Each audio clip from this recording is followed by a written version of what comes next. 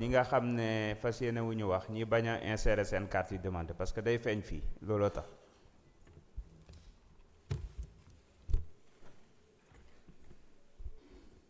Monsieur le Président, chers collègues, ce que nous examinons aujourd'hui n'est pas simplement un texte technique.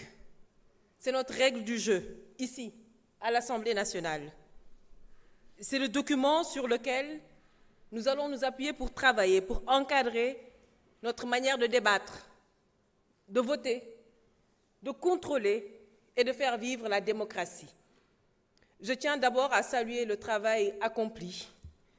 Il y a eu un vrai effort collectif, à mon sens, du comité ad hoc, des présidents de groupes parlementaires, de la commission des lois, pour aller vers une réforme utile, une réforme partagée et respectueuse des équilibres politiques.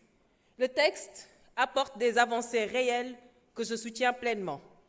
La création d'un comité permanent d'évaluation des politiques publiques, par exemple, est un pas décisif. On donne enfin un cadre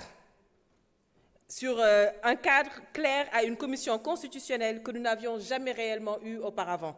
Et c'est à saluer. Je salue aussi la réforme des commissions d'enquête avec des pouvoirs élargis et mieux encadrés, le renforcement de la procédure sur l'immunité parlementaire, la création de la chaîne parlementaire et le rôle renforcé de la conférence des présidents. Et je veux souligner un point qui me tient particulièrement à cœur, c'est le rôle ou la reconnaissance, en tout cas du rôle des députés non inscrits.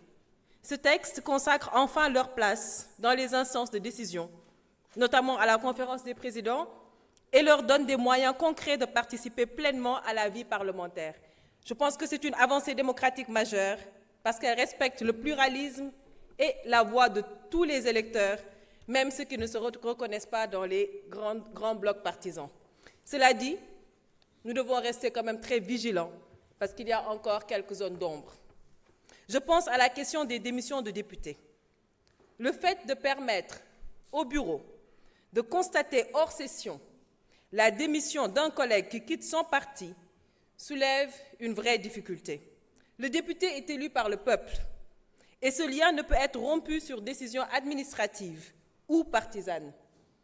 Nous devons alors éviter toute lecture qui pourrait faire glisser notre régime vers un mandat impératif, ce que notre Constitution rejette formellement.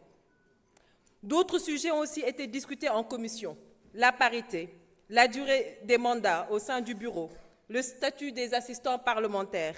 Ce sont des points qu'il faudra affiner avec le temps. Et ce texte, comme le disait tout à l'heure notre honorable collègue, n'est pas figé et il ne devrait jamais l'être. Pour ma part, je voterai cette proposition de loi organique par cohérence, par engagement et par responsabilité.